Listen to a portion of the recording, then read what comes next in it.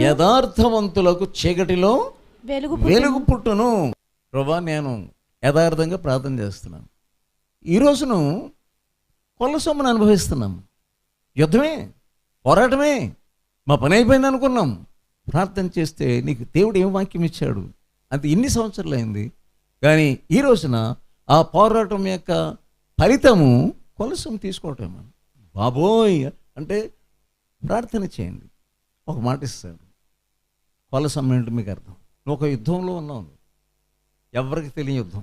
కోడళ్ళకి యుద్ధం ఉంటుంది, అత్తగారులకి యుద్ధం ఉంటుంది, కూతుర్లకు యుద్ధం ఉంటుంది, కొడుకులకు యుద్ధం ఉంటుంది, యవనస్తులకు యుద్ధం ఉంటుంది. యుద్ధం చూసి మీరు కంగారు పడవద్దు. కానీ ఆయన ఇవ్వబోయేటువంటి కొల్ల సొమ్మును విశ్వాస నేత్రాలతో మీరు చూడండి. ఎంత ఆశ్చర్యం దావీదుకి. జీవితం అంతా ఎంతో ఆశ్చర్యం. పోట్లాడడం, మనం పోట్లాడేది మనుషులతో కాదు,